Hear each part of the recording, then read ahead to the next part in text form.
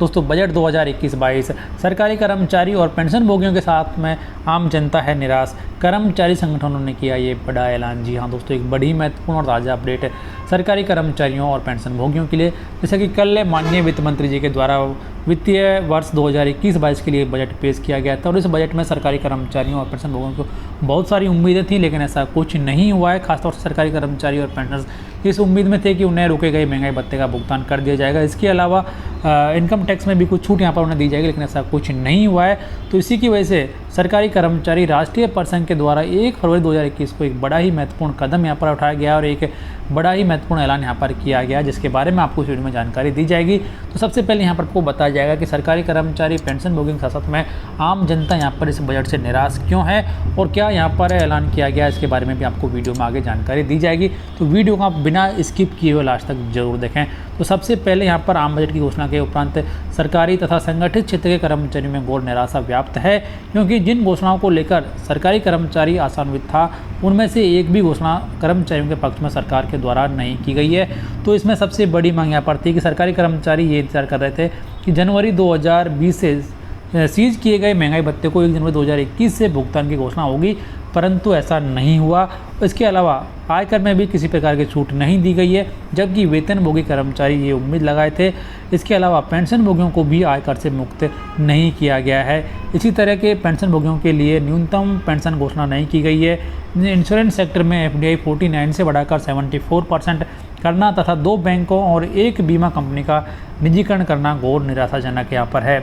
इसके अलावा public sector में भी सरकार ने विनिवेश करके निजीकरण की घोषणा करके मजदूरों और कर्मचारियों को घोर निराश किया है। सरकार ने रोजगार सृजन के लिए बजट में कोई प्रयास नहीं किया गया है। डीजल और पेट्रोल पर 4 रुपये और 2.5 रुपये सेस लगाने के कारण महंगाई ज़्यादा बढ़ेगी, जिससे आम आदमी की परेशानियाँ बढ़ जाएंगी।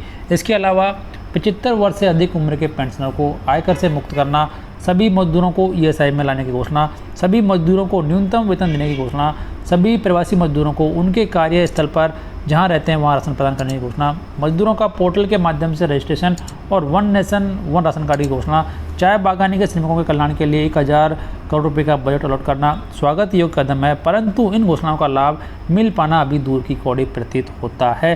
तो यदि आपको भी लगता है कि सरकार के द्वारा जो यहाँ पर महंगाई भत्ते को नहीं बढ़ाया गया है वो कदम सही नहीं है या फिर महंगाई भत्ता बढ़ना चाहिए, उसका भुगतान होना चाहिए, तो कमेंट बॉक्स में लिखकर जरूर बताएं। इसके अलावा यहाँ पर कहा गया कि कुल मिलाकर आम आदमी, मजदूरों, सरकारी कर्मचारियों और बेरोजगारों के लिए यह बजट घोर निराशा करने वाला है, जिसकी सरकारी कर्मचारी राष्ट्रीय परिसंघ निंदा करता है तथा सरकार से मांग करता है कि सरकारी कर्मचारियों से संबंधित मांगों की घोषणा शीघ्र की जाए, अन्यथा यह महासंघ एक बड़े राष्ट्रीय आंदोलन के लिए बाध्य होगा।